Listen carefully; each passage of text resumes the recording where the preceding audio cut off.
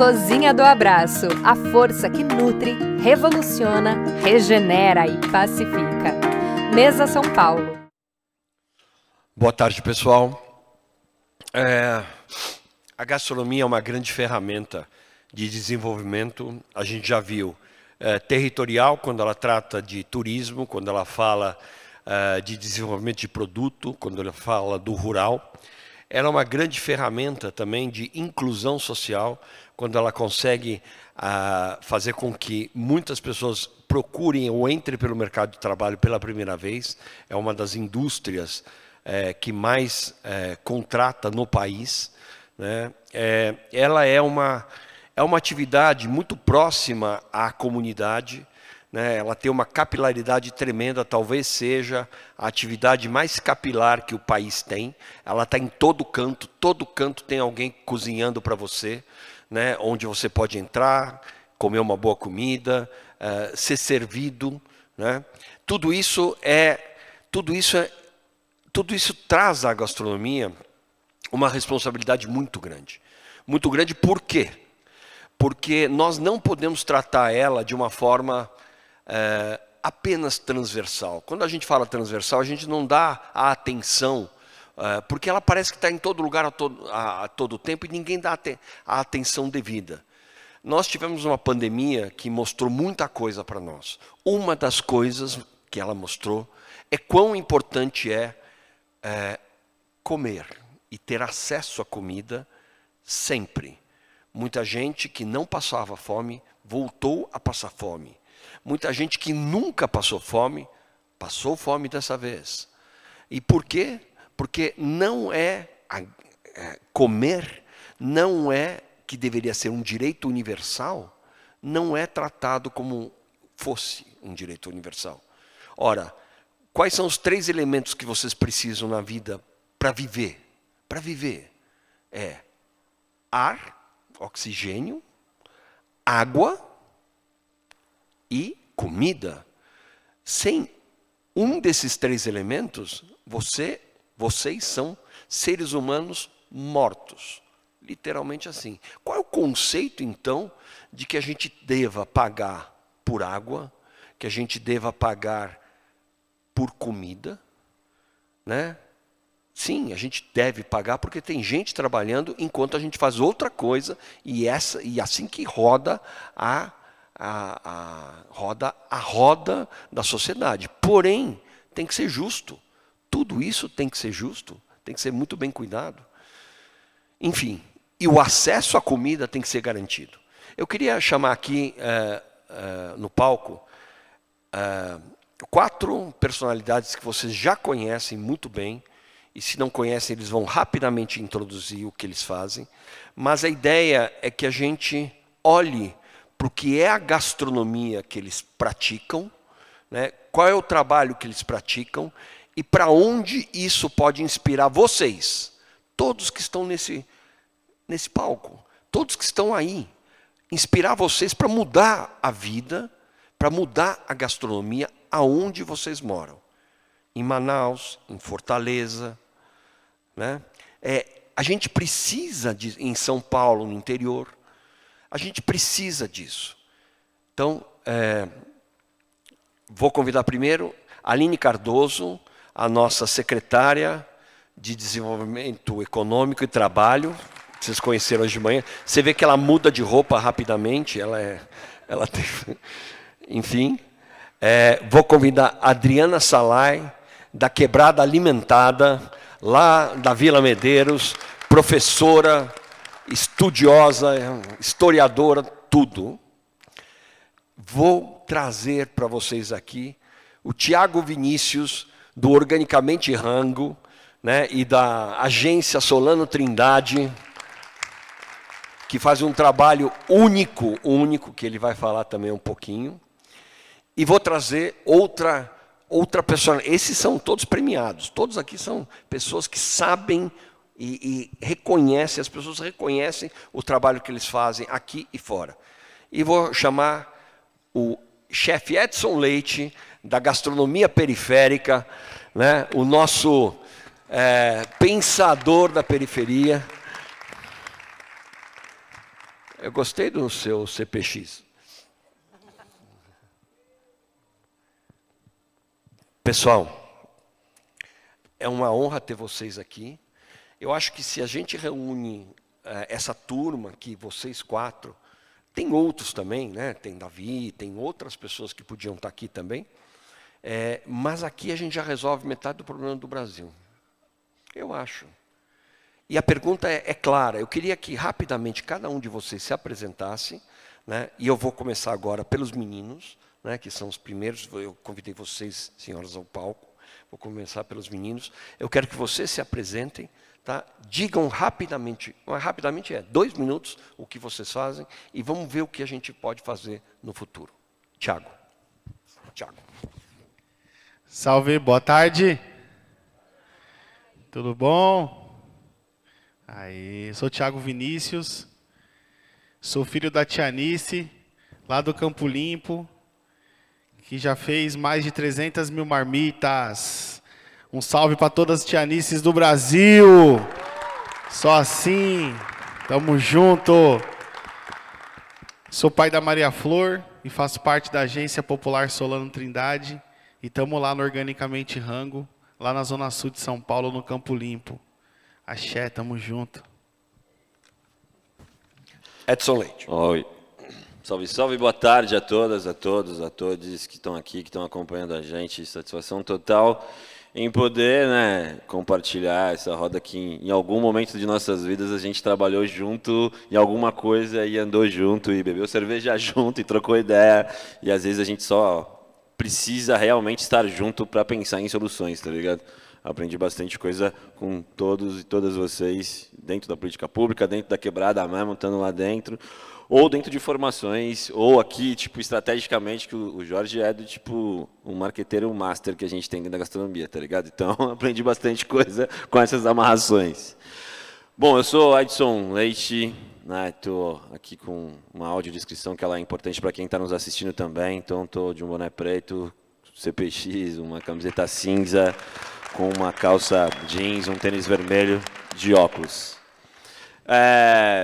Bom, eu sou pai de 4, tá? Não vou me zoar, não. A Manuela que está aqui. Sou fundador e criador da Gastronomia Periférica. A Gastronomia Periférica que é um negócio social que tem aí uma escola de gastronomia dentro das periferias hoje do Brasil. Estamos pensando em soluções sobre desperdício e alimentação há algum tempo e a gente vai trocar umas ideias aqui. Acho importante esse momento. Dona Adriana. Boa tarde. Sou Adriana. Sou mãe de 2 e madrasta de 3. Estamos competindo aqui, bravamente. Opa! Sou historiadora de formação, pesquisadora e professora. Estou terminando uma pesquisa sobre fome no Brasil e estudo alimentação já faz uns anos. E eu acho que tem um dado importante, primeira-dama do Mocotó, sei lá como é que eu chamo isso. Primeira-dama do Mocotó é muito bom, muito bom. Isso é importante porque a gente criou um projeto que chama Quebrada Alimentada. Estamos aí também nas marmitas, 100 mil refeições e 500 famílias cadastradas pelas UBSs da região para não resolver o problema da fome, que é estrutural, mas para dar um afago e um conforto nesse momento de crise. Muito bom. Doutora? Olá, pessoal, mais uma vez. Eu não falei de manhã, mas eu também... Vamos, desculpa. Vamos aplaudir essa mulher, por favor.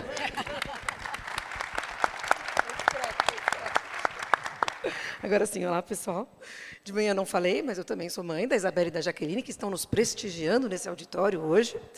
E acho que é legal a gente falar dos nossos filhos, né? Porque a gente aqui trabalha com alimentação e o quanto é importante essa consciência que a gente tem de alimentar bem os nossos filhos. E eu tenho aí também uns 12 milhões de filhos, né, Jorge? Porque, como secretária municipal na cidade de São Paulo, a gente faz política pública para 12 milhões de pessoas, é gente pra caramba. E é assim, né? Um pouco como mãe, que eu sinto essa responsabilidade. O que a gente faz, o poder que a gente tem... Poder é verbo, né, cara? A possibilidade que a gente tem de fazer coisas é muito importante. E eu assumi a secretaria há 5 anos atrás, e quando a gente assume um cargo público, a gente não tem, né, um roteiro, um manual de instruções de como fazer. A gente vai entendendo com a nossa bagagem, nosso preparo, e com as demandas que surgem, como a gente vai fazer isso. E muito rápido eu entendi, o Jorge é uma das pessoas que está com a gente desde o começo, o quanto a alimentação e a gastronomia, né, são uma vocação da cidade de São Paulo, e isso não tinha sido reconhecido como política pública. Então, já em 2018, a gente criou o Observatório da Gastronomia, que reúne aí centenas de pessoas para discussões, eventos, atividades. A gente está com espaço aqui no evento. E a gente foi construindo caminhos para fazer com que a gastronomia pudesse ser um elemento de inclusão na cidade de São Paulo, mas também de competitividade, porque é uma atividade econômica e precisa ter competitividade. No meio de tudo isso, veio a pandemia. E aí a gente teve que também desenvolver algumas ações para ajudar a combater a fome. A Prefeitura de São Paulo distribuiu 11 milhões de refeições, né, nesse contexto de pandemia, e uma parte delas através dos nossos programas. Um dos programas que a gente criou foi o Cozinhando pela Vida, onde a gente ensinava as pessoas a cozinharem, para que depois elas pudessem gerar renda, mas o fruto daquele aprendizado ali eram marmitas que a gente distribuía. E uma série de outros programas, Cozinha Escola, o Sampa Mais Rural, né, de apoio à atividade rural na cidade, o combate ao desperdício de alimentos, que a gente faz lá no Banco de Alimentos, e uma série de outras coisas. Então, a gente está aí, a gente entende esse papel social da gastronomia, a gente tem iniciativas nesse sentido, e vamos bater papo aqui nesse bom painel. Bom, vocês me conhecem, eu sou Jorge Schneider, a gente faz vários trabalhos, mas tem um que eu não contei para vocês até agora, que também, durante a pandemia, nós criamos também uma iniciativa para alimentar quem precisava, que chama Nosso Prato, que também fez 280 mil marmitas durante a pandemia, até hoje continua fazendo num ritmo muito menor, mas a fome continua grande da mesma forma. Eu queria reconhecer aqui a presença, né, da Lina e da Selene. A Selene está aí? Não, a Selene não está aí. Bom, a Selene é a diretora da Escola de Gastronomia Social do Ceará, que estava aí, né? A Lina trabalhou com ela durante um bom tempo, e nós atuamos também muito fortemente para poder levar doações de empresas, grandes empresas daqui para o Nordeste e para o Norte. A gente trabalhou bastante nisso durante a pandemia. O fato a pandemia passou.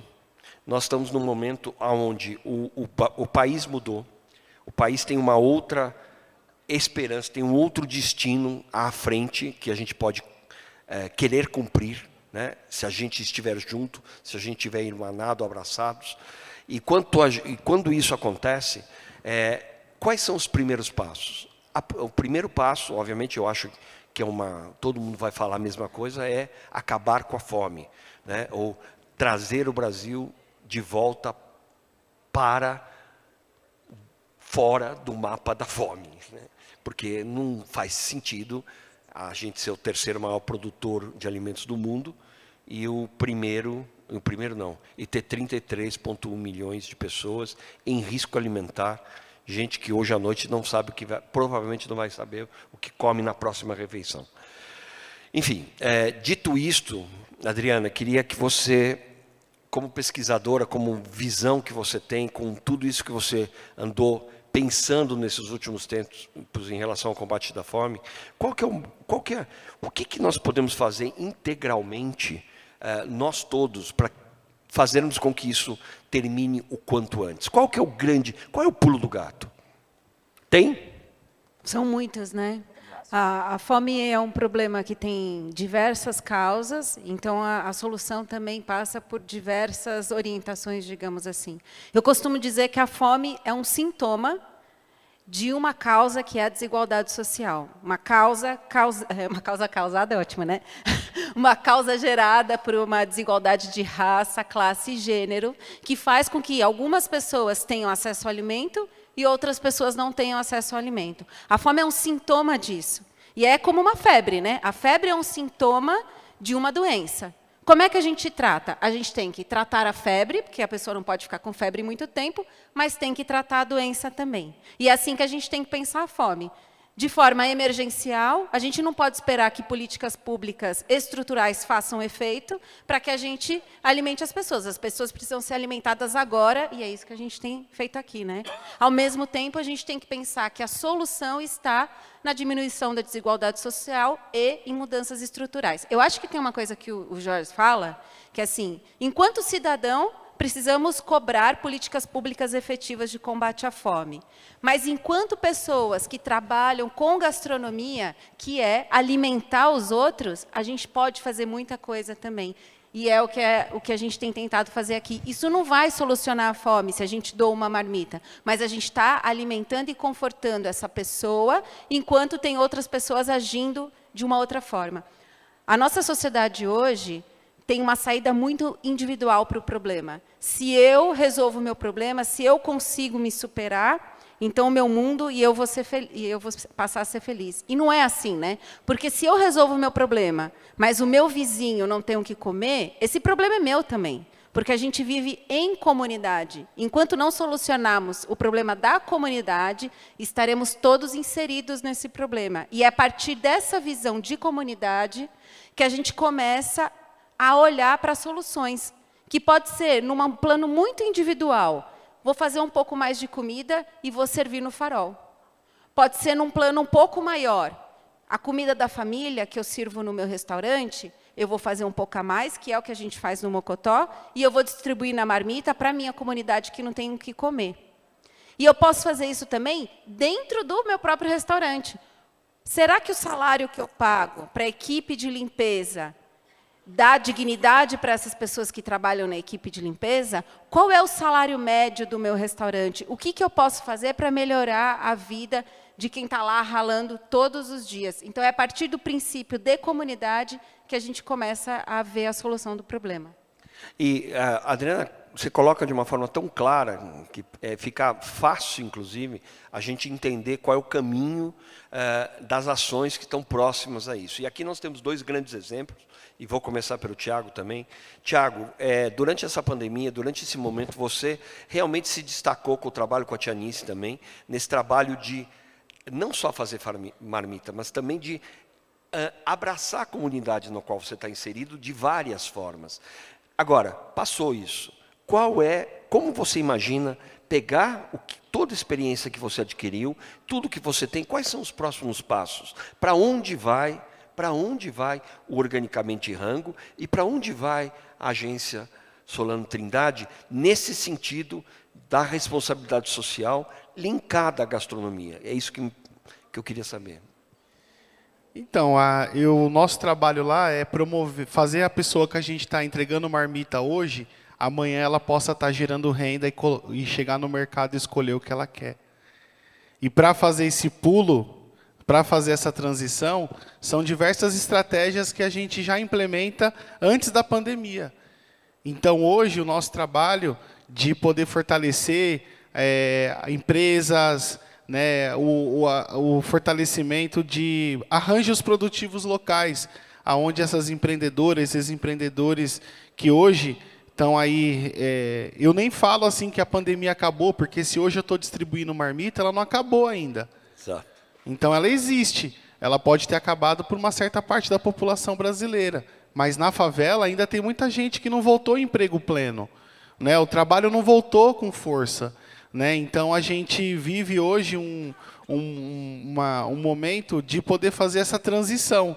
E fazer essa transição, ela requer muitos apoios, né? Ela requer bastante o fortalecimento para que a gente possa subir junto com essa pessoa, conseguir que ela consiga gerar essa renda, né? Então, o nosso trabalho é esse fortalecimento, né? Campo, periferia. A gente tem o primeiro armazém de comida orgânica da periferia de São Paulo, onde a gente vende alimento orgânico na periferia e a gente recebe o pessoal da UBS, da Unidade Básica de Saúde do bairro, que vai trazendo para a gente informações de que, à medida em que as pessoas estão acessando um alimento orgânico, é menos uma pessoa que está na fila da UBS.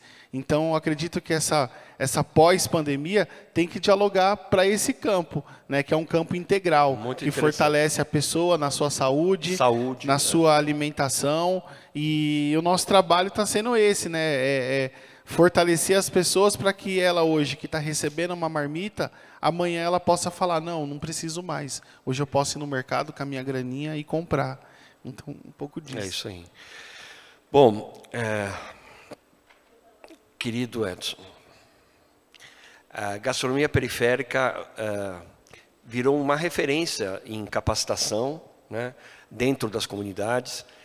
Hoje vocês estão bastante já atingindo várias áreas, né, e multiplicando isso. Qual é o objetivo daqui para frente para a gastronomia periférica nesse contexto de acabar com a fome ou educar a pessoa que estava dentro desse risco de fome? A gente precisa entender primeiro o que é fome e o que é vontade de comer, tá ligado? Quem já passou fome, levanta a mão quem já passou fome aí.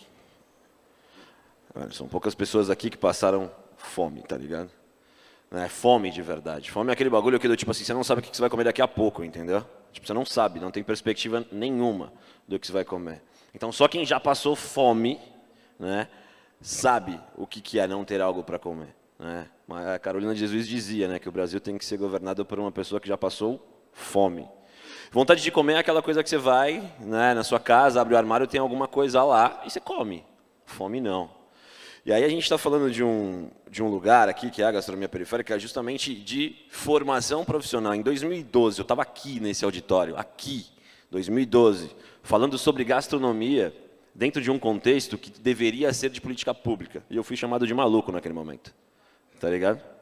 Porque eu falava que a gastronomia ela tinha que falar sobre desperdício, tinha que falar sobre formação profissional e a gente tinha que falar sobre aproveitamento total dos alimentos. Estou falando de 2012. Conferência de Cultura. Conferência de Cultura. Eu fui chamado de maluco nesse lugar aqui. E ali, sozinho, com um fogão nas costas, eu comecei a rodar dentro das periferias do Jardim São Luís, com um fogão nas costas, literalmente. De colocar dentro de um busão e ir para dentro da favela e falar, mano, a gente está desperdiçando comida, isso aqui não pode acontecer. Os moleques iam jogar bola dentro de um projeto que a gente tem com as crianças, que é o Projeto Viela. Os moleques não tomavam café da manhã, jogavam bola e não almoçavam em casa. Isso eu estou falando em 2012, 2013. Tá ligado? E aí desmaiava, mano, no futebol lá. E aí eu falei, não, a gente vai começar a cozinhar para os moleques pelo menos no sábado. Era um fogão nas costas, tá ligado? Para falar sobre formação de gastronomia e com dois pilares, que é o da gastronomia periférica, de aproveitamento total e desperdício. O objetivo naquele momento era que aquela molecada não passasse fome, tá ligado? E era isso, e trazer formação. Hoje, a gastronomia periférica, 10 anos depois, como uma escola de gastronomia, junto com a Adélia, que é minha sócia, minha parceira dentro desse processo de pensar formação profissional, a gente tem uma certeza, tá ligado? Quem salva vidas, né, dentro dessa cadeia de marmitas, de política pública, né, a gente está todo nesse processo de alimentação e fome, é quem planta, tá ligado? E quem cozinha, entendeu?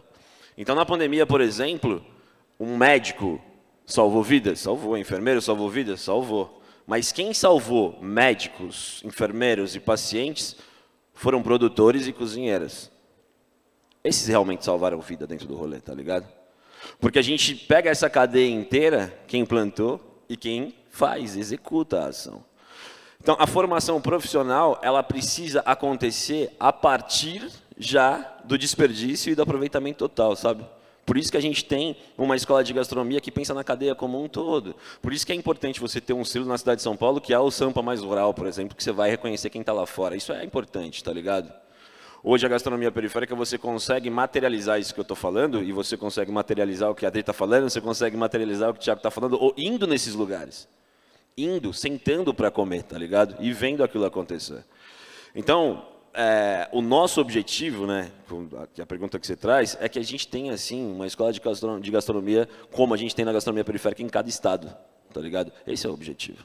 Essa é a provocação. A gente, domingo, agora acabou de vir de uma aldeia indígena em Dourados, cara. São 22 mil indígenas em Dourados.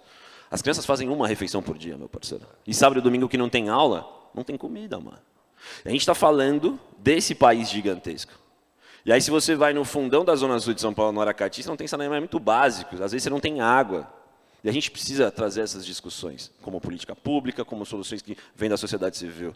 Né? Então, o objetivo é que a gente esteja, sim, em todas as quebradas, em todas as favelas, em todas as aldeias, em todos os complexos, em todos os aglomerados, em todos os subúrbios. Esse é o objetivo. Se a gente vai conseguir nessa vida, eu não sei.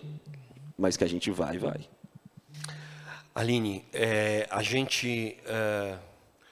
eu acho que deve ser muito complexo para a administração pública perceber as necessidades e também direcionar as suas ações. Saber para onde ela está direcionando corretamente. E você, de fato, fez um arcabouço que consegue visualizar isso através do Observatório da Gastronomia, através de outros elementos que começam a desenhar e te dar a distância. O Ligue os Pontos foi um programa maravilhoso, né, que exatamente trata do plantio. Você falou hoje, na parte da manhã, São Paulo é uma cidade única, que 30% da cidade é rural ainda, e a gente não se dá conta disso. Né? 30% de São Paulo é zona rural, e poderia estar produzindo, poderia estar integrando, tudo mais. Me fala, quais são as dificuldades, ou quais são, melhores, as oportunidades que nós temos daqui para frente, e você está já nessa secretaria há um bom tempo, tem mais 2 anos de secretaria aí, não tem, e aí eu queria saber o que você vai fazer daqui para frente, qual é o teu objetivo? Qual é o teu objetivo? Jorge, em termos de política pública que possa modificar São Paulo. Eu acho que a primeira coisa, e tem um pouco a ver com esse final da sua fala, é que não pode ser a Aline. Sim, né? Claro. Mas, assim, infelizmente, às vezes é. E isso não me dá vaidade, assim, Aline. As coisas elas têm que ser duráveis. A política pública ela tem que ter continuidade. E o nosso país, um dos grandes problemas do nosso país, em todos os setores, é que as políticas públicas acabam quando quem criou aquela política pública sai. Então, eu acho que assim, um chamado que eu deixo para todos vocês aqui é, no dia que a Aline sair de lá, porque eu vou sair de lá uma hora, vocês têm que ir lá e pedir para continuar, não pela minha vaidade, mas para que não se desestruture, né, um conjunto de políticas públicas que tem dado resultado, porque tem chance disso acontecer.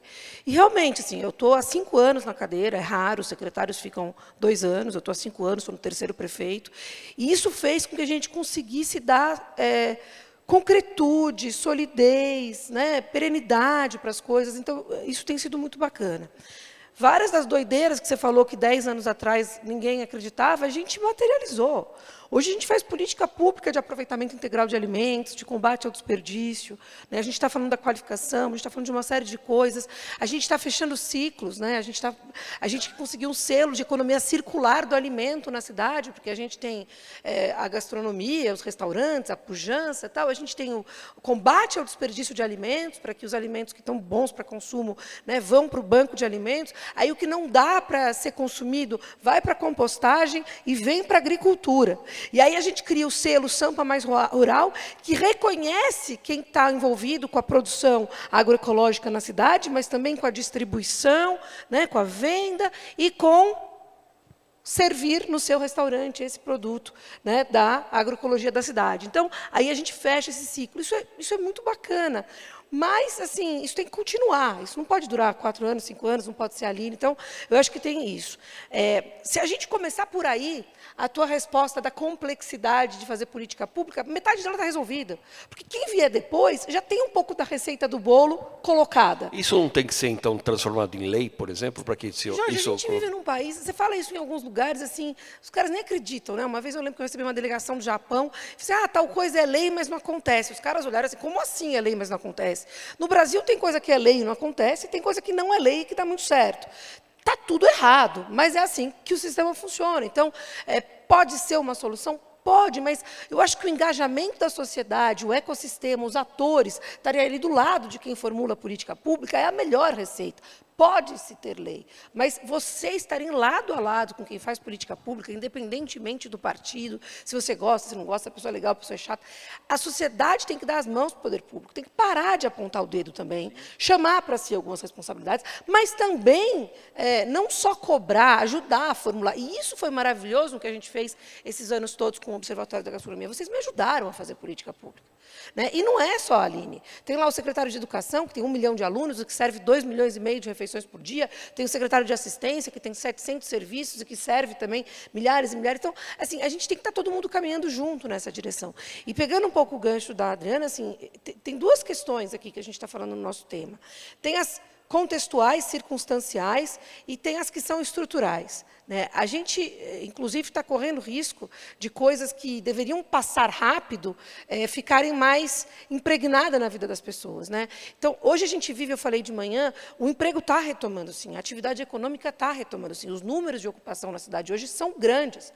O problema é que as pessoas estão ganhando menos, a renda caiu. E não adianta você ter um trabalho só para, né, pagar o básico e você não conseguir sequer escolher o alimento que você vai comer. Então, tá bom, você está empregado, tem gente que vai achar que está tudo bem, mas não está tudo bem. Você está matando a fome, mas com gordura hidrogenada, com açúcar. Então, isso não está resolvido, a gente precisa. E tem os problemas estruturais, né, que tem muito a ver também com a alimentação, porque é aquilo que você falou, não adianta a gente só estar dando peixe hoje, a gente tem que estar dando peixe e ensinando a pescar. Né? Como é que a gente faz para as pessoas terem condições de trabalhar e de serem remuneradas? Aliás, eu vou além, terem vontade de trabalhar, porque as pessoas estão desalentadas, elas estão perdendo a esperança e a vontade de trabalhar. E quando elas vão trabalhar, elas não estão qualificadas, então elas pegam um subemprego e elas ganham menos. Então, a gente também tem que estar resolvendo o problema econômico, né, o problema da profissionalização, e aí a gente aqui tem bastante a ver com isso, mas não só no setor da alimentação, de modo que as pessoas possam voltar a ter uma renda melhor. E, gente, nós estamos em São Paulo, tá? A gente está melhor do que muito lugar. Imagina como está a coisa por aí. Eu queria aqui, de uma forma muito clara, entender que aqui você tem realmente pessoas que estão super comprometidas com esse objetivo. E nós queremos, na verdade, todo esse trabalho é para inspirar vocês a estarem também comprometidos com esse objetivo. Vocês, quem é de fora de São Paulo aqui, levanta a mão. Uau! Então, vocês são referências no estado de vocês. Vocês estão aqui para escutar isso e levar essas referências para que isso aconteça lá. E esses trabalhos que essas pessoas mostram aqui, vocês devem fazer nas suas áreas. E nós temos que criar uma grande rede que resolva os problemas. Eu queria aqui colocar um desafio. Eu vou falar de...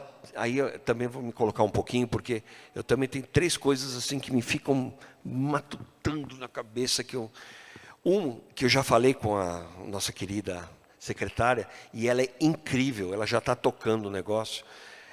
Nós temos um problema na cidade de São Paulo, já falando de São Paulo. Nós não temos serviço de inspeção municipal. Não é uma coisa curiosa? Serviço de inspeção municipal. Para você produzir um queijo em São Paulo, ou para você produzir uma charcutaria em São Paulo, e poder vender isto para um supermercado, naturalmente, ou numa venda dentro que você tem na sua comunidade, você não pode faturar uma nota fiscal com... Não pode, porque você não tem serviço de inspeção municipal. Você tem que buscar, então, o quê? O CISP, o Serviço de Inspeção Estadual. Mas São Paulo não tinha CISP organizado até o ano passado, quando nós mudamos a legislação. E não tendo o CISP, o SIM não podia se posicionar. Ou seja, quem quer vender em São Paulo um queijo, uma charcutaria, algo de origem animal, nós estamos falando, ou pescado, né, que o Rodolfo Vilar estava fazendo aqui, tinha que recorrer ao CIF, ao Serviço de Inspeção Federal. Ora, quem que consegue, numa comunidade pequena, recorrer ao CIF? Quem consegue? Eu não consigo, eu sou engenheiro de alimentos, pessoal, eu não consigo. Então, o que tinha? Havia em São Paulo uma reserva de mercado para a indústria. Uma reserva de mercado que você podia comer em São Paulo um queijo da canastra. Por quê? Minas já tinha essa legislação do SIM e do serviço estadual deles. Então, a pessoa lá que tinha 3 vaquinhas na Serra da Canastra, fazia um queijo por dia, ela podia vender o queijo dela aqui em São Paulo. A pessoa que tem as 3 vaquinhas aqui em Jacareí e quer fazer queijo também, ela não pode vender até hoje no supermercado de São Paulo. Entendem? Era uma reserva de mercado. Por quê? porque São Paulo corresponde a 40% do mercado nacional. Então, essa reserva de mercado estava na mão da indústria. Imagina a revolução que é você dar um serviço de inspeção municipal para o Mocotó, né? Para a Casa do Porco, ou para o seu Zé, né? Que faz aquela linguiça maravilhosa lá na Quebrada, ou lá no Grajaú, ou lá no Campo Limpo. E ele faz aquela linguiça que ele faz há 30 anos. E aí, obviamente, ele tem que cumprir as normas, tudo certinho, tal, mas ele tem esse acesso para poder produzir e vender. O valor agregado a isso, a esse cara, muda a relação dele com a família, muda a relação dele com a comunidade. E isso está simplesmente fora da visibilidade disso. E o governo só pensou em mudar, e mudou, no momento em que nós provamos para eles que, quando isso estivesse formalizado, geraria tanto ou mais imposto do que a indústria. Então, para ter uma ideia, o cálculo que nós fizemos é que, se isso for regularizado no estado de São Paulo, e fundamentalmente na cidade de São Paulo, você vai ter algo por volta de 600 milhões de ICMS contribuído por essas empresas todas que podem fazer na sua casa. Falo isso porque essa é uma grande missão. Hoje, São Paulo está perdendo, por exemplo, os seus charcuteiros, que fazem linguiça, ou que fazem salame, etc., estão indo para São Bernardo do Campo, para fora, para a grande São Paulo, onde já tem o SIM, onde aqui não tem na capital. Então, é muito interessante isso. A outra coisa que eu queria colocar aqui como ideia também, a gente paga muito por serviços, não pagamos nada ainda, mas deveríamos pagar por serviços ambientais, né? Esse crédito de carbono, tudo isso que está por aí, que é bárbaro, que tem que ser feito, está tudo certo. E por serviços sociais, a gente não deveria pagar também? Não deveria alguém pagar ou restituir isso? Coisas que obviamente, dentro de um determinado limite, são custos que poderiam ser do poder público, mas que são absorvidos pelas entidades privadas. O que eu quero dizer com isso não sei, Aline, aqui eu estou jogando só para imaginar, porque quando a gente fala com imposto no governo, é sempre uma confusão. Mas o restaurante que a Adriana estava dizendo, que não só alimenta, e a gente viu isso na pandemia, né? Na pandemia, as pessoas que trabalhavam nos restaurantes e que ficaram sem emprego, ficaram em casa, elas não perderam só o salário com o qual elas compravam comida para levar para casa, ou a família conseguia substituir. Elas perderam a sua alimentação diária, porque eles chegavam no restaurante e comiam ou um pão de manhã com manteiga, café, e na hora do almoço comiam o almoço, ou à noite comiam a janta e depois ainda levavam alguma coisa para casa. Isso todo restaurante dá. Todo restaurante fornece. Essa alimentação, quando na pandemia parou, o que é que essas pessoas comiam? Eles comiam no restaurante, não comiam mais. Esse serviço que o restaurante faz é um serviço capilar, é um serviço que está muito próximo a todo mundo.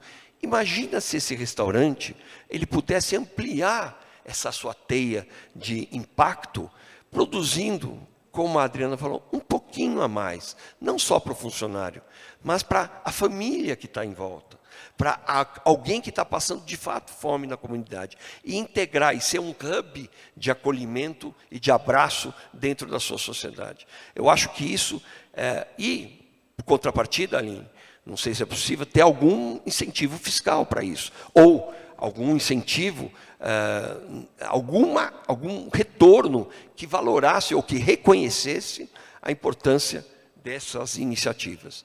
Estou colocando aqui só para colocar. E, bom, enfim, voltando, Adriana, as iniciativas da Quebrada, vocês fizeram um monte, quer dizer, existe um caminho ainda para a Quebrada? Qual é o objetivo? Como você pode inspirar essas pessoas através daquilo que vocês têm projetado daqui para frente na Quebrada Alimentar? Essa é uma boa pergunta. A gente se faz essa pergunta. Posso só fazer um comentário antes de entrar nessa resposta? Acho que a Aline depois pode falar. Eu sei que tem uma política pública que surgiu na pandemia na prefeitura, Cozinha Cidadã, algo assim?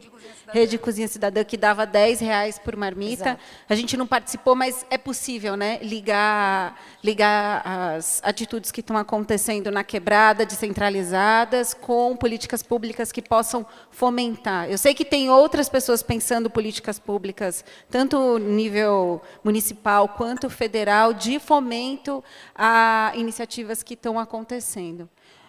Mas qual é o futuro do Quebrada, né? Eu sempre faço uma conta assim. O Brasil saiu do mapa da fome em 2014, primeira vez na história. A gente já tinha, no governo FHC, políticas de combate à fome, mais descentralizadas, mas um grande marco foi 2003, com o programa Fome Zero, no primeiro governo Lula. Então, se a gente fizer um cálculo de 2003 a 2014, 11 anos para tirar o Brasil do mapa da fome, mas eu digo, o Brasil saiu do mapa da fome, mas a fome não saiu do Brasil. Sempre teve muita fome no Brasil. Mas por que eu estou falando isso, né, de políticas públicas? Porque a gente vai precisar distribuir marmita durante muito tempo, como disse o Tiago, né? Tem muitos lugares que a pandemia não terminou, e como disse a Aline, boa parte das pessoas que pegam marmitas todos os dias com a gente são aposentados, recebem um salário mínimo. Um salário mínimo deveria dar para uma família se manter, só que, na real, não dá para nada. Quem mora aqui em São Paulo, R$1.000 de aluguel, R$800 de aluguel, não é um lugar decente.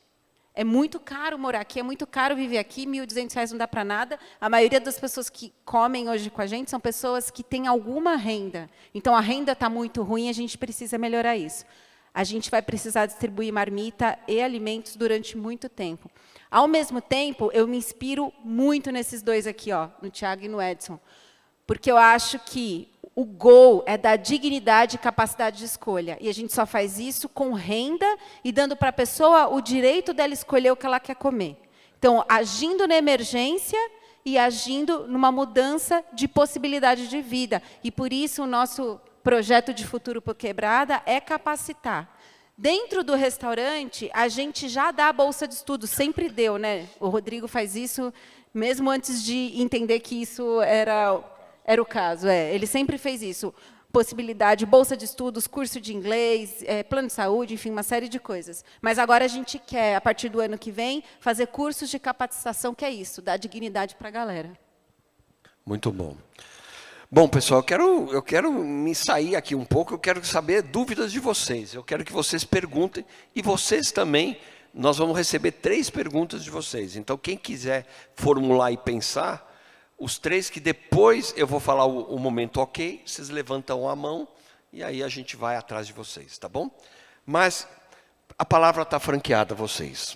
Eu queria só fazer uns comentários, enquanto o pessoal se prepara para fazer as perguntas, vai formulando aí, sobre algumas coisas que você falou. Eu acho que, assim, numa cidade como São Paulo, eu não sei, eu nunca fui gestora pública numa cidade de 100 mil habitantes. Deve ser diferente. Mas, assim, é verdade que a gente não conhece todo o potencial da cidade. Cara, são 12 milhões de habitantes. Eu voltei ontem de Portugal, é um país com 10 milhões.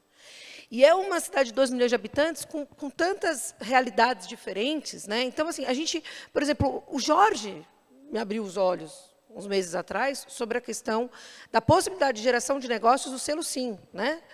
Eu não tinha essa noção, eu não sabia que tinha tanta gente fazendo charcutaria clandestina, vamos dizer assim. Clandestina na cidade de São Paulo. Por quê? Porque os caras são clandestinos, eles não vão contar para a prefeitura.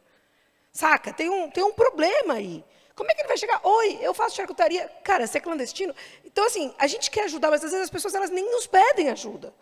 Então, tem uma problemática aí do ovo e da galinha, né? Como é que você começa a soltar alguns nós? E eu acho que não tem mistério, a gente tem que estar junto para soltar os nós. Se você pega, por exemplo, a história do Ligue os Pontos, que foi como começou a política rural na cidade, e que agora a gente evoluiu e transformou no Sampa Mais Rural. Ela não começou, presta atenção, tá? Ela não começou pela segurança alimentar. Ela não começou pela segurança alimentar. Não. E nem sequer pela geração de trabalho para aquelas pessoas da zona rural. Ela começou pela preservação dos mananciais. Ponto. A real é essa. Quem aplicou para o Ligue os Pontos, na Bloomberg, foi a Secretaria de Urbanismo. Ai, desculpa, me empolguei. É só assim mesmo, né? Acordar o pessoal aí. A Secretaria de Urbanismo falou, precisamos fazer alguma coisa para conter as invasões nas áreas de manancial, para que a gente não perca a área verde. E aí, vamos fazer isso através de um programa de apoio ao rural. Aí depois vem.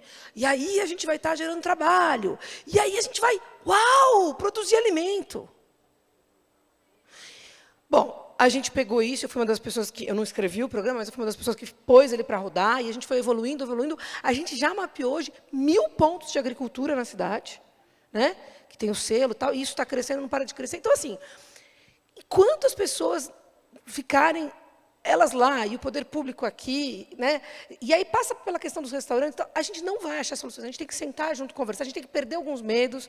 Vem me contar da sua charcutaria, para de achar que a gente sabe que tem mocinho e bandido, não tem mocinho e bandido, a gente está junto. Então, na hora que a gente entende que tem dezenas, e para mim, desculpa, Jorge, eu não sei exatamente qual foi a origem dessa história, mas para mim não é o imposto, e para muitos de nós não é o imposto, mesmo o prefeito Ricardo Nunes, porque o imposto que você vai arrecadar com a produção de charcutaria na cidade não é tão relevante. Não, para vocês não, para o Estado. Para o Estado enfim. No caso era o Estado. Mas, assim, se a gente souber que 1000 pessoas vão gerar renda a partir do selo, ou 5.000 ou 10.000, cara, vamos fazer esse selo, porque gerar 5.000 postos de emprego é difícil pra caramba. Então, a gente vai invertendo um pouco essa lógica, né? A gente vai descobrindo formas de...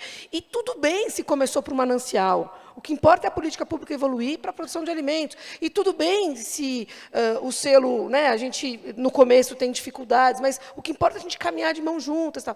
E essas soluções, Adriana, que vão surgindo, né, como o Rede Cozinha Cidadã, que vai lá, ele começou, como eu falei, com uma questão contextual, era da pandemia. Mas por que não dar continuidade ao pagamento de R$10 pela marmita dos restaurantes? A ideia ali era salvar os restaurantes, né, que eles vendessem a marmita por R$10 quando não tinha delivery, não tinha nada. Mas tem muitas outras coisas para a gente fazer. E, para terminar, a questão da qualificação profissional, eu estou muito feliz de ver que cada um de vocês está fazendo. A gente já qualificou pela prefeitura 26.000 pessoas. E a gente começou com oficinas que eram muito superficiais, né? Assim, como fazer panetone, 3 horas. Mas, cara, as pessoas vendiam panetone na semana seguinte. Não existe outra atividade, eu vou parar aqui, para quem está vindo de outras regiões, faz política pública, não existe outra atividade capaz de transformar a realidade social tão rápido quanto trabalhar com alimentos. Eu faço qualificação profissional de tecnologia, de agricultura, de artesanato, de indústria. Na alimentação, as pessoas conseguem gerar renda na semana seguinte, no dia seguinte. Sem contar que, ao fazer um curso de qualificação profissional, para se profissionalizar, ela também passa a cozinhar melhor para ela, para a saúde dela, da família dela, com mais nutrição, com mais... Então, esse, na minha opinião, é um dos pontos número 1 para a gente ir virando o jogo. Muito bom. Fala, seu Edson. Não, acho que, costurando algumas paradas que a gente fala sobre política pública e sobre alimentação e tal, e sobre indivíduo, né, que a Adri trouxe lá na primeira fala dela, eu acho que assim, a gente precisa pensar sozinho em casa ali, sabe, como indivíduo, cada um de vocês é uma política pública, tá ligado? De si mesmo, inclusive. Então, tipo, a partir dessa solução do que eu posso fazer, eu costumo sempre trazer uma provocação que, assim, você não sabe o que fazer, separa seu lixo, tá ligado? Se você for capaz de separar seu lixo, você vai entender que 80% do seu lixo é orgânico, né? Então, do tipo daquilo que você joga, você poderia compostar para virar adubo para voltar. Então, separa seu lixo. A solução é individual. Aí, a partir da solução individual, você pensa coletivamente, né? Qual que é o impacto disso? Tá ligado? Qual que é o impacto da separação do meu lixo, do desperdício, de tudo que eu vou fazer numa cadeia inteira? Ah, mas o lixo vai parar tudo dentro do caminhão. Você já perguntou para o mano que está recolhendo lá qual que é a diferença que faz você separar o vidro, né, do orgânico? Já trocou uma ideia com os mano que está lá recolhendo? Sabe, então, tipo, a gente parte de soluções que elas são individuais. E eu sempre acredito que cada um de nós somos uma política pública, tá ligado? E aí, quando a gente vai trocar ideia, falar sobre coletivo, tem essa troca, a gente pensa em soluções que elas são incomuns. Tá ligado? Então, tipo, o que eu penso, como que o poder público pensa, quem é que está na ponta da cidade pensa, para que a gente chegue, né, em soluções que sirvam para todos e todas dentro da cidade de São Paulo. Tá ligado? Esse é um ponto importante. E aí um outro ponto importante quando a gente fala de recolha de imposto e tal, de como isso seria de isenção fiscal ou um abate social, inclusive, para que isso isente quem já está fazendo um trabalho social na ponta, isso é muito importante também, sabe por quê? Porque tipo, hoje a gastronomia periférica paga o mesmo de imposto que paga a Ambev, tá ligado?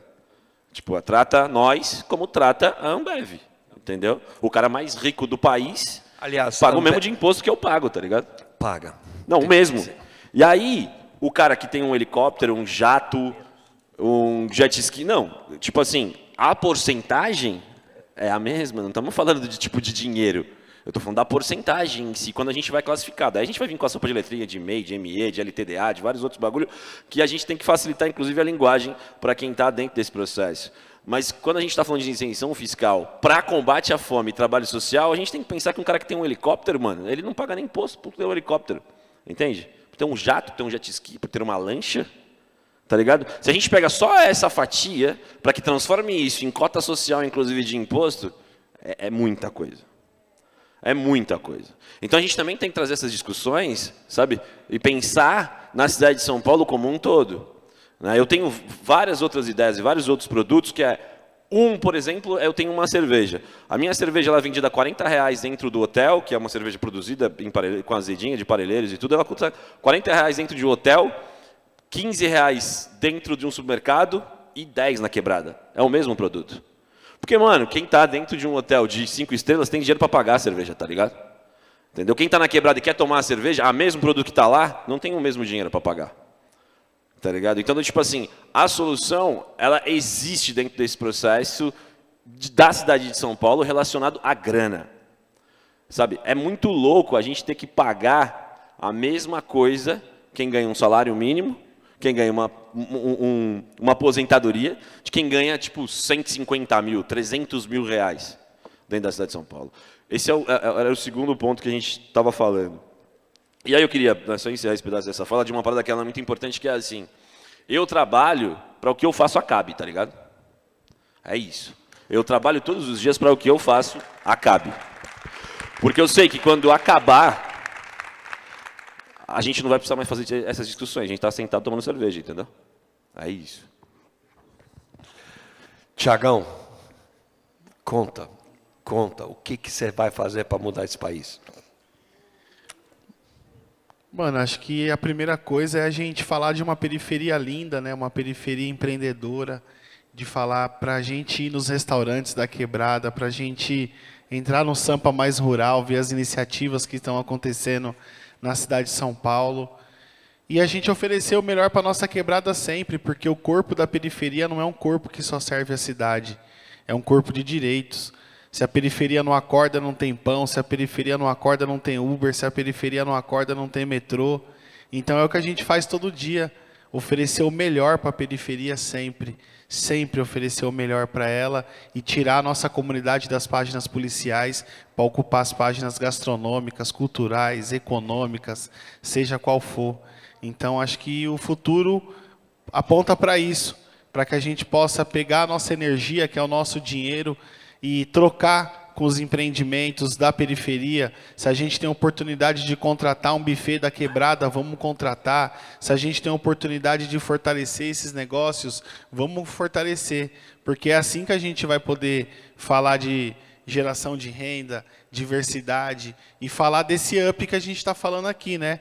Da pessoa deixar hoje de receber uma marmita para ela conseguir no mercado comprar o que ela quer, a gente vai precisar desse fortalecimento, né? Dessa economia, né? E hoje a periferia tem tudo que a gente precisar, a gente tem, né? Não é desculpa mais da gente não contratar um negócio da periferia, da gente colar nos restaurantes da quebrada, para a gente fortalecer isso. É a cidade, mano, é mais Capão no Waze, é mais Vila Medeiros no Waze, é mais Cidade Tiradentes no Waze, e é isso, mano. As cozinhas do mundo estão nas periferias. Então é isso que a gente está fortalecendo hoje, colocando os valores nos lugares da onde nunca deveria ter saído. É isso que a gente faz todos os dias aqui no nosso trabalho, oferecendo comida para as pessoas e oferecendo um caminho da gente trilhar junto e atravessar esse momento difícil para todo mundo, mas que na quebrada é mais difícil, né? A transformação acontece de forma mais lenta, então ter apoio sempre. E a gente tem que falar, né, das coisas boas, né? Falar do apoio que a gente teve com o Vaitec, que foi super importante para a gente, né? Mandar um salve para a Guta! Nossa parceira, uma salva de palmas aí para a Guta aí, incansável, né? E o pessoal da Desampa também, super parceiro nosso, Paulão.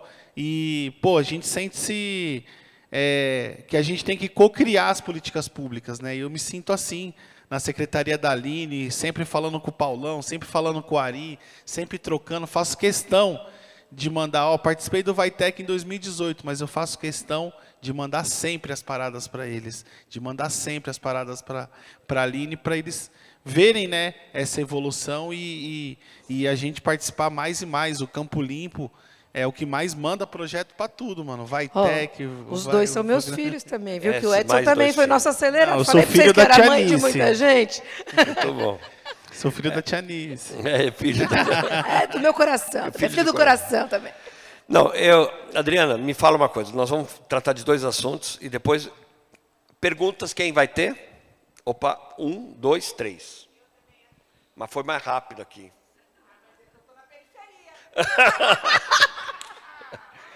Tá bom, vamos ver. Ela tem de vamos lugar ver, de vamos fala, ver. já era. Vamos ver.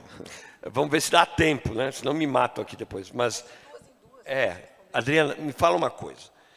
Educação. A gente falou de um monte de coisa aqui. Mas como é que a gastronomia entra na educação? E qual é a política que, de fato, a gente poderia modificar? Como a gente poderia... Eu acho que levar a educação para o currículo escolar, gastronomia para o currículo escolar é absolutamente necessário, porque ele centraliza o alimento em toda a cadeia, né? Você consegue fazer conta com o alimento, fazer conta com o desperdício. A criança entende isso, ela começa a plantar comida, a comer a sua própria comida. Por que a gente ainda não... E como a gente deveria mudar isso? Onde são os entraves? Você e você. Quais são os entraves para a gente fazer isso? Fora que você também tem que falar também das cozinhas sociais, né? Tá, enfim, vai lá. Vou falar rapidinho, então. Essa é uma boa questão. Eu estava pensando nisso outro dia. Antigamente, a gente aprendia a cozinhar em casa, a lidar com essa gestão da alimentação de forma geral, né? Valor, preço, gestão, cozinhar e tal. Mas a modernidade, né, esse nosso jeito muito louco de viver, quebrou esse ciclo. E hoje, estatisticamente, cada vez a gente cozinha menos em casa. Muitas pessoas não sabem cozinhar. A gente não tem mais esse aprendizado dentro da casa. E aí, a escola passa a ser um lugar fundamental para que as pessoas tenham um lugar de informação e de aprendizagem do que é uma alimentação saudável. Só que essa migração do aprender de casa, que se quebrou, para o aprender na escola, ainda não aconteceu. Não aconteceu. É isso E a gente tem que promover a escola como um lugar de aprendizado também do alimento. A gente tem políticas públicas muito lindas de alimentação escolar, Sim, né? sim. E a gente precisa PNAE. focar nisso. É claro. A gente acabou de ganhar mais um prêmio, na verdade, com a Educação de São Paulo, merenda sustentável, por conta de alimentos orgânicos, alimentos frescos e tal. Mas aí eu queria até dizer uma coisa que tem a ver com o que ela falou, mas eu vou falar de outra forma. Você falou que a gente devia aprender a cozinhar na escola. A gente já está, assim, bem se a gente aprende a comer na escola. Seria muito bom. Porque, assim, as famílias, especialmente as mais vulneráveis, não sabem alimentar seus filhos. Então, a criança chega na escola e, muitas vezes, assim, ela deixa a verdura de lado, deixa a fruta, tal, né? Então, assim, eu acho que tem um processo de educação alimentar acontecendo nas escolas. Ele não está perfeito, mas ele é muito importante, né? Então, acho que esse é um primeiro ponto. Segundo ponto, em São Paulo, a gente chegou a ter, eu não me lembro o número exato, mas centenas, deve ter sido umas 200, 300 hortinhas em escolas.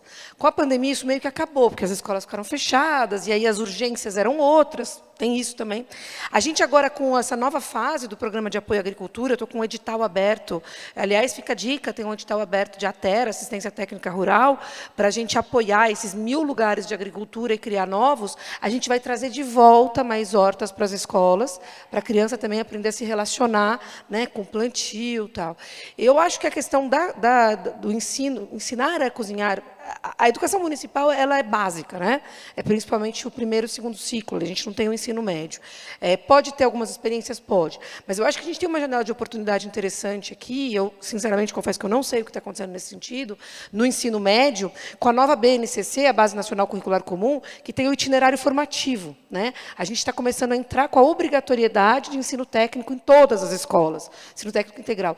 E a gente está entrando com vários currículos, né? Administrativo, tecnologia e tal. Eu não tenho visto, eu não consigo fazer isso agora, porque eu também faço uma coisa de cada vez em alguns aspectos, mas eu não tenho visto ensino técnico de gastronomia nas escolas técnicas. Eu acho que isso é uma janela de oportunidade bem interessante, porque é obrigatório dar curso técnico e podem ser vários temas. Educação média. Para o ensino médio. Pro ensino médio. Então, acho que isso daí é uma coisa que pode ser bem interessante também.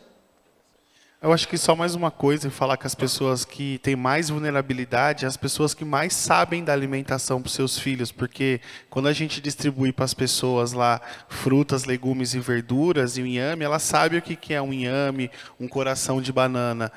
Muitas vezes as pessoas mais vulneráveis, elas estão tolhidas da geração de renda e sim, elas não conseguem ter renda para poder alimentar. Mas as pessoas na favela, sim, são pessoas que sabem porque elas vêm de uma cultura alimentar muito forte do Sul e do Nordeste, né? Então, acho que essa questão econômica é a que mais pesa. Porque as pessoas na favela, por mais pobre que elas sejam, sim, elas sabem o que é uma comida boa. Tem um ponto interessante que você falou, que é do acesso ao alimento, né? Alimento o saudável, às vezes, deserto alimentar, caro. que é uma Exatamente. Mas e a tem gente um não bagulho- pode falar que o fato da pessoa não ter grana não quer dizer que ela não sabe se alimentar. Ela sabe se alimentar, é porque ela não tem não grana, consegue. logo ela não tem E condições por isso de... não cria o hábito, né? É porque só não atrelar o fato da pessoa que não tem grana, ela não sabe, não tem essa ligação. A pessoa que mora na favela sabe certo. sim o que é uma comida boa. A minha mãe sabe o que é uma Ora Pronobis, uma capuchinha, um coração de banana. Quem não sabe o que é um coração de banana é quem mora na Harmonia, que precisa de uma tianice todo dia para poder fazer comida para ela. Porque quem ensina a cidade a comer bem é a favela. E quem planta é a quebrada. Quem ensina a cidade a comer ligado? bem é a favela. Se não tem as tianice como empregada doméstica todo dia para cozinhar nos jardins, os jardins é só no iFood, pai. É E tem- isso aí, boa. E tem uma parada muito importante aí dentro desse processo, que é o seguinte, tá ligado? Um pacote de miojo custa R$ 2,50, irmão. Um pacote de feijão custa 10 conto, tá ligado? É isso. Então a questão ela é econômica pra nós. É que nem entendeu? falar bagulho de comida de verdade. Sabe, Vocês nunca vai ver eu falando que é comida de verdade. Porque uma pessoa que só tem dinheiro para comprar um miojo, naquele dia o miojo é comida, de verdade. Então vamos parar de ficar falando, e o que eu faço é comida de verdade. Pô, mano, o que é comida de verdade, mano? No Brasil que nós está vivendo, tá ligado? É isso aí. Vamos para as perguntas. Quem levantou primeiro foi aqui no meio. Aqui no meio. Quem foi? Ela. Foi lá? Isso. Levar lá o microfone. Oi, gente, boa tarde. Eu me chamo Lina, venho de Fortaleza, Ceará. E como Edson, adepta da audiodescrição, isso fica gravado. Eu sou uma mulher de 1,70 m, branco, de cabelos cacheados, também brancos. Uso um óculos de armação branco e preta, tenho um batom vermelho e uma camisa vermelha que diz que tudo é político, porque é. Audiodescrita, eu venho para a pergunta, uma coisa que tem me deixado muito curiosa nessa luta de combate à fome. O Ceará enfrenta isso, como todo o país, mas enfrenta de proa, assim. Vamos lá, Geórgios é um parceiro no combate à fome, junto com a Escola de Gastronomia, que eu fiz parte até bem pouco tempo. Mas, quando a gente avalia o impacto das nossas ações, é de chorar. É de chorar. Com tudo que a gente fez, a gente ainda não fez as pessoas que a gente atendeu comer 3 vezes por dia. E isso tem sido foda, fazer essa avaliação, certo? E aí eu queria saber de vocês, se vocês têm feito estudo de impacto, como vocês se sentem. E diante desse estudo de impacto, né, se está transformando, seja através da formação quebrada, fazendo combate à fome, né, marmita, cesta básica, como isso de fato atinge essas pessoas e suas famílias? Até que ponto essas nossas ações, sociedade civil organizada, junto com o poder público, até que ponto isso de fato muda essa realidade, certo? eu atribuo à política. Para mim, é, antes de tudo, uma tarefa do Estado. O Estado tem que se comprometer com isso, e só ele tem essa capacidade, de fato, resolver esse tal emergencial, e, mais ainda, o estrutural é tarefa do Estado. Mas aí eu queria ouvir, especialmente das iniciativas privadas, né? Qual é essa, assim? O que é que vocês estão sentindo quando avaliam o impacto do que fazem?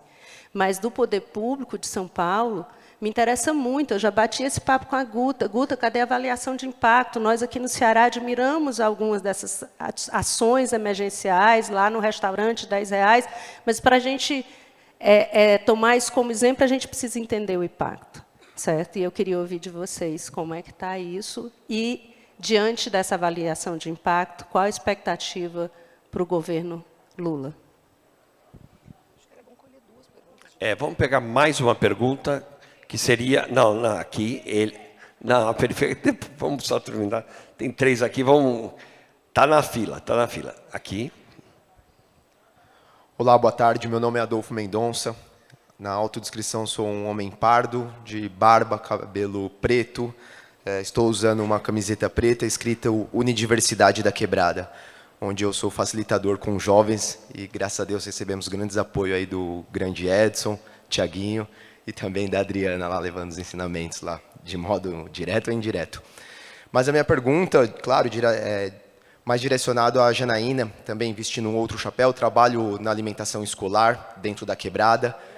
Janaína não, desculpa, Aline, desculpa. Aline. Trabalho com envolvimento da alimentação escolar dentro da comunidade, em um centro de educação infantil. Estamos num projeto aí dessa transição da alimentação convencional para alimentação orgânica, em resposta da Lei 16.140. Utilizo muito o Sampa Mais Rural. Acredito que não é mais alternativa, é a solução para a alimentação aí do povo. E eu fico pensando o quanto que os pequenos agricultores carecem de tecnologia, de apoio, para que eles possam entrar nesse sistema. Então, hoje, eu preciso comprar deles, né, eu compro deles, mas eles são carentes para que eles possam entrar no sistema de compras, tudo. Se tem algo pensado para o fortalecimento e desenvolvimento desses pequenos agricultores. Posso começar? Porque eu vou falar um pouquinho dos dois? Fala dos dois. Primeiro, te dizer que, bom, que bacana que você está fazendo esse trabalho, parabéns. E só voltando, né, talvez eu tenha me expressado mal, Tiago. Não estou dizendo que a periferia não sabe se alimentar, estou dizendo que o papel da escola, que tem 1 milhão de alunos, é fundamental para contribuir, sim, na educação alimentar, em complemento ao que a família faz. Então, eu acho que o que as 6 fazem, né, ajuda muito, são 5 alimentações por dia. Né? E que bom que vocês estão fazendo essa transição. O que a gente está fazendo agora é o seguinte, a gente, primeiro que... quando veio o Ligue os Pontos, não tinha dinheiro para a agricultura na cidade. A gente vivia só do dinheiro da Bloomberg. Né? E agora a gente tem, esse ano a gente chegou aí a 8 milhões de reais de apoio à agricultura na cidade. E acreditem, né, dá para fazer muita coisa com isso. Então, esse edital que está na rua agora, ele vai trazer não só assistência técnica básica, mas inovação para o campo, porque as propriedades rurais de São Paulo elas são muito rudimentares, elas são muito quase de subsistência, assim, carentes de método, né, e de processo. Então, acho que a gente vai conseguir melhorar isso com escala, porque a escala é muito maior do que na época do Ligue os Pontos. E a gente também entra junto, não só com as técnicas rurais, né, com os agrônomos, mas com as técnicas de gestão do negócio. Acho que, quando eu brinquei aqui, que os dois são um pouco nossos filhos, porque a gente trabalha com a cultura empreendedora e com o desenvolvimento de negócios, e a gente passou a entender, ali, né, na lida, que esses agricultores de São Paulo eles não eram negócios. Eles não eram negócios, eles não tinham uma visão empreendedora, eles não tinham fluxo de caixa, eles não tinham, sabe? Então, a gente está trazendo também as visões de negócio e o apoio estruturado ao cooperativismo, que vai ajudar bastante também nisso. Então, eu acho que vem coisa boa por aí, quer dizer, já está maduro, né, para a gente fazer isso. E, em relação à pergunta da Lina, eu acho assim que eu sou gestora pública há 5 anos, né? E a gente pode melhorar muito. A gente não tem, no Brasil, em geral, cultura de monitoramento de impacto. Não tem. Ninguém. Todas as esferas. Quando tem, é muito pouco e, às vezes, é muito superficial. Então, assim, eu te digo que eu estou, nesse momento, uma coisa que a gente comecei há alguns meses, a fazer pesquisa com quem passou pelos nossos cursos, porque a gente não tinha isso. né? E não é por maldade, porque, pô, é tanta coisa para fazer que a gente, em vez de gastar dinheiro fazendo monitoramento de impacto, a gente foi gastar dinheiro fazendo outra coisa. De repente, você para e fala assim, mas será que eu estou gastando dinheiro certo? E aí, não era por mal, entende? Mas você fala assim, não, eu vou reservar uma parte do dinheiro e do tempo, que às vezes é mais importante que o dinheiro, para, ao invés de fazer, eu monitorar o que eu estou fazendo. Na cabeça das pessoas, isso é complicado, e até do gestor público. Quer dizer que, vamos supor, hipoteticamente, em vez de eu qualificar mais 1.000, eu vou deixar de qualificar 1.000 para isso dar um impacto? E eu mesmo não queria, ou não entendia a importância de fazer isso, né? Então, eu acho que a gente precisa de uma cultura de gestão pública melhor, começando por mim, tá? E a gente está, nesse momento, pensando nisso, né? Então, acho que a gente está evoluindo para poder ter esses dados mais estruturados. Pessoal, agora não tinha mais um aqui. Isso. Aqui na frente. Quem tá? Peraí, eu acho que a gente responde essa daí também, Jorge. não responderam. Desculpa, por favor. Só para... Obrigado por ter vindo, Lina, de tão longe. Você é luz para nós aqui. É importantíssimo. A Aline traz uma visão bem lúcida do que é medir impacto, né, no Brasil, tá ligado? E a gente sabe disso. A gente mede impacto na rua, nós aqui que está lá vendo, todos os dias, quem está passando fome, entendeu? Quem está precisando de qualificação. A gente olha para isso, né? Só que não embasa. Quando a gente cria a gastronomia periférica e cria, porque não existia uma parada e um negócio social como existiu a gastronomia periférica quando surgiu e hoje surgem outros negócios, a maior preocupação era justamente medir impacto. Como é que você mede impacto social, tá ligado? Medir impacto social não é levantar um muro e contar bloco. Não, você precisa ter um tempo, né, para que essas famílias e essas pessoas que foram qualificadas dentro do processo mudem, né, a si, a família, a rua, o bairro e assim por diante. Só que a gente, lá atrás, quando foi pensando nessa medição de impacto e o que ia acontecer, a gente foi estudar. Eu fui estudar, a Adélia foi estudar, né? Eu sou bacharel em serviço social, tá ligado? Estatística é uma das matérias que a gente tem que estudar 1 ano dentro do serviço social, né? Então isso nasce na série da gastronomia periférica. A gastronomia periférica como escola nasce em 2018, forma mais de 1.500 alunos e a gente sabe exatamente cada um onde estão, quem são, o que estão fazendo, tá ligado? Aonde estão trabalhando, os nomes deles. São aqui, vários estão aqui, inclusive, dentro do evento, estão trabalhando com a gente. Quem era aluno da nossa primeira escola, hoje é supervisora de estágio do nosso restaurante escola, tá ligado? Então, a gente montou uma metodologia própria de medição de impacto para que a gente, hoje, crie um gráfico e fale assim, sim, eu sei onde estão. A gente tem um grupo de WhatsApp insano de ex-alunos, tá ligado? Onde as oportunidades estão dentro desse micro-território, que é da gastronomia periférica e a medição de impacto a partir do que a gente viu e acreditou e aprendeu. Então, tudo que foi criado a partir da gastronomia periférica é novo, tá ligado? É novo. Como a maneira que a gente trabalha. Ninguém trabalha tipo das 8 da manhã às 5 da tarde, sabe? Então, como que a gente vai fazer algo e criar medições de impactos, né, a partir do que a gente já conhece, num negócio que é novo, sabe? É novo. O que a gente faz é novo. E aí, mas a gente está conseguindo, né, ali entregar números. Se me ligar, sei lá, a gente estava falando da Guta, né? A Guta me liga, quantos são? A gente pode falar, ó, são X aqui.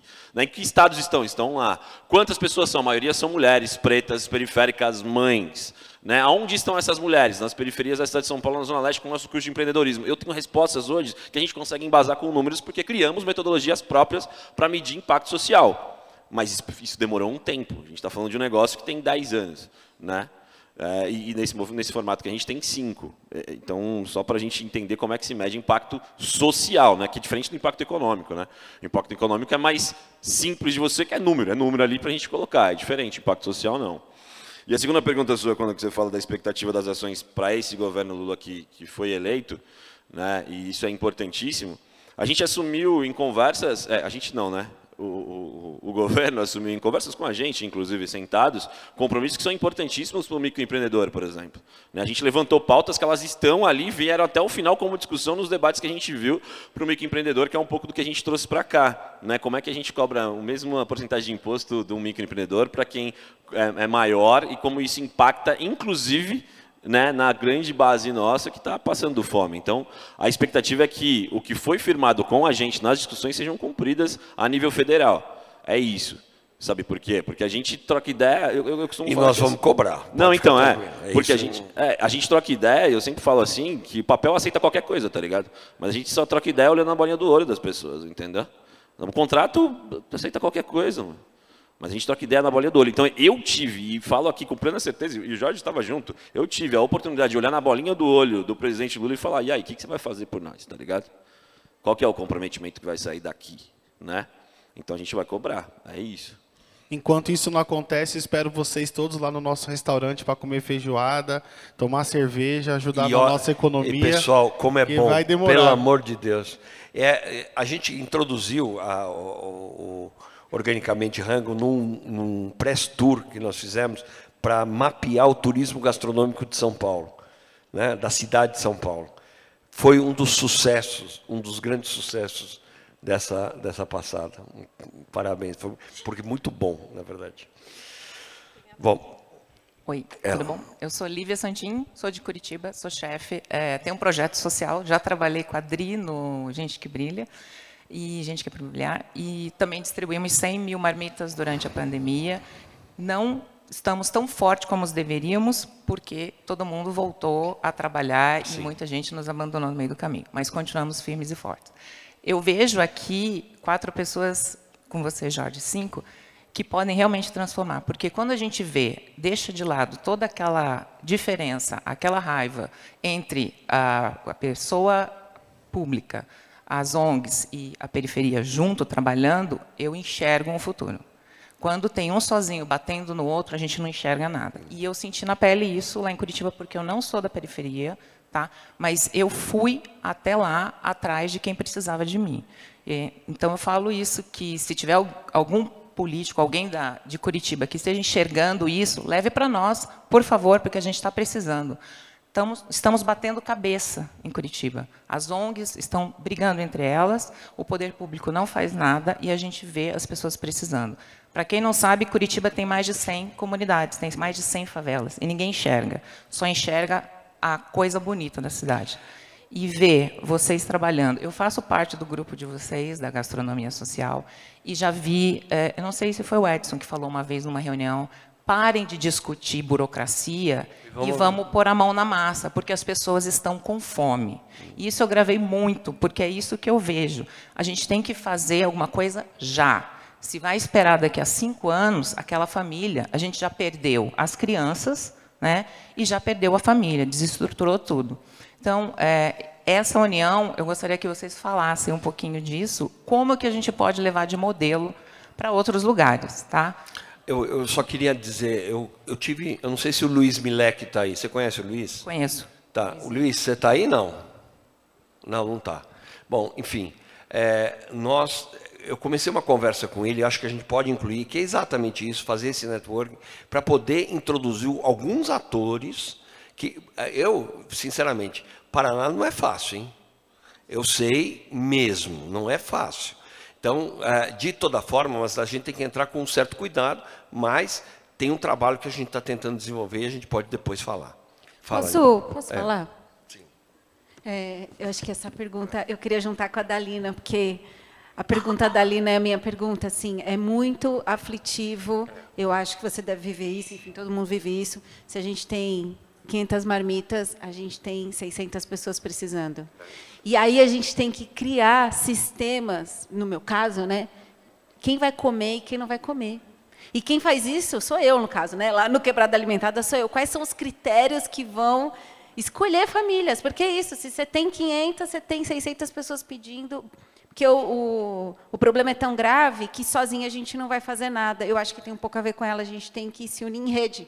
Né? O Diego está aqui, super apoiador do projeto, a gente se fala toda hora e é só em rede que a gente vai solucionar esse problema.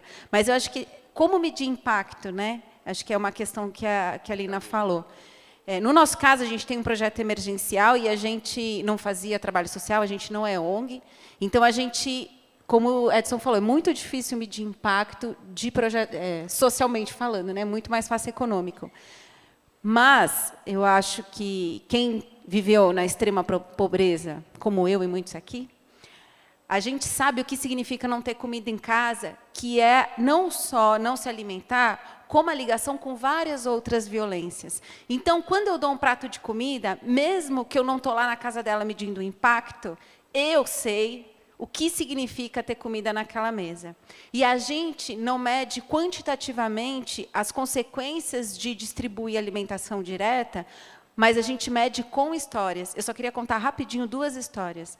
A primeira é de uma mulher que tem 2 filhas especiais e passou, antes da pandemia, a viver apenas com uma pensão por invalidez de uma das filhas. Então, R$ 1.200 para 3 pessoas viverem. Ela não paga aluguel, mas, obviamente, como vocês sentem no bolso, ela não consegue alimentar 3 pessoas com R$ 1.200. Quando ela entrou no projeto, ela só fazia 2 refeições. Ela estava há 2 anos almoçando e jantando. E ela nos disse que o projeto deu a ela a oportunidade de fazer 3 refeições no dia.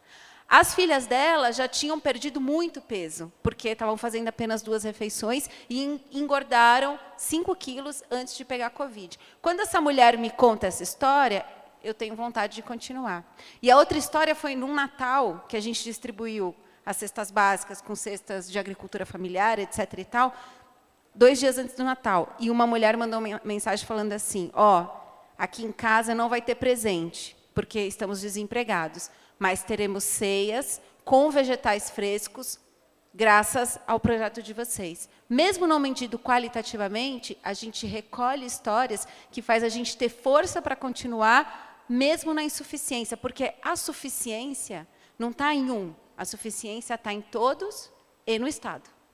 Só um comentário rápido, Jorge. Eu acho que a Adriana falou bem, né, a questão da rede. Até porque, lembra que eu falei que tem histórias do ovo e da galinha, né? Você começa primeiro para o poder público, vem para a sociedade, começa a sociedade, vem para o poder público. Assim, se o governo não está fazendo, se une na sociedade, cria um movimento e também leva isso para frente. Então, eu acho que você tem aqui no Jorge, em algumas outras pessoas, pilares muito importantes para esse movimento. E eu queria só fazer um comentário. Eu percebi que na sua fala você falou do governo, da sociedade civil e tal, e você não citou empresas. Né? Não sei se foi um lapso ou se foi de propósito. Eu, particularmente, acho que a gente está num momento, é lógico que tem empresas e empresas, mas que alguns tipos de empresa podem ser muito valiosos nesse movimento. Né? A gente está agora nessa tal de onda ESG, a gente sabe que tem greenwashing e social washing, que é gente que só faz o marketing, mas tem gente interessada em fazer um trabalho sério. Então, eu acho que você pode também puxar algumas empresas parceiras desse movimento, e, dependendo das empresas, elas podem te ajudar até a pressionar o próprio governo. Né? Eu vou dar um exemplo aqui, desculpa eu fazer um pouco de marketing, mas a gente tem, por exemplo, uma parceria com o Carrefour, que está aqui também. Sabe, quando você senta na mesa com a sociedade civil e o Carrefour e fala para um governante, olha, vamos fazer um projeto, e uma empresa que tem um compromisso social, né, se mostra disposta a ajudar, isso vai dando um peso para o movimento. Então, acho que assim, não desanima, né? Junta essa turma, traz atores de peso e vamos mostrando também que existe até aí, porque vamos falar a língua, né? Existe até um ganho político, né, para o gestor público que estiver fazendo esse tipo de trabalho bem feito. Só depois, aqui não vai dar tempo, depois você pergunta para a Lima como a gente se conheceu, que é isso. Tá, era a organização pressionando o poder público e era isso, era treta mesmo, eu estou falando treta de verdade, de discussões que eram políticas relacionadas à alimentação e à fome, numa infelicidade do prefeito na altura do Estado de São Paulo, onde ela falou, eu preciso discutir com vocês.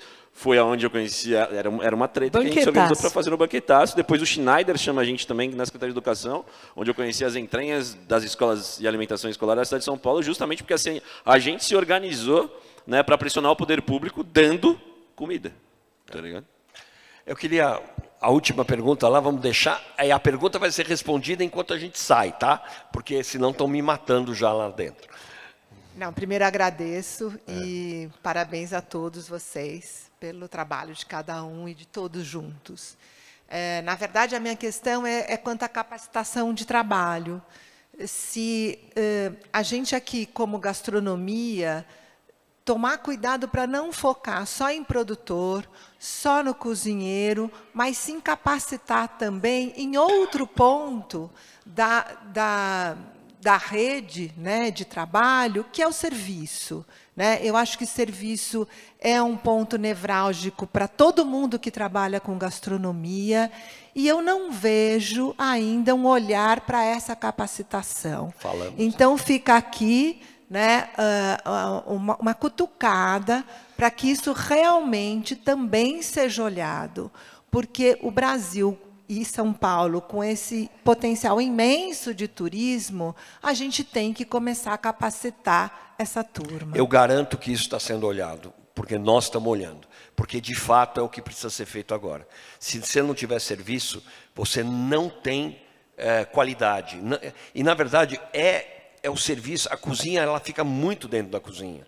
E é o serviço que educa. Se você tem um garçom, uma pessoa que consegue vender diretamente o seu prato, ou fazer uma coisa adequada, ou ter um discurso alinhado, como poucos restaurantes têm, fica muito difícil. Então, isso, com certeza, e tem que, na verdade, remunerar essa pessoa de acordo, né? Que hoje também não é remunerada da forma. Tem uma escala diferente nisso. Desculpa. O serviço é o abraço, né? O serviço é o abraço, de fato. Eu acho que talvez a gente... Desculpa.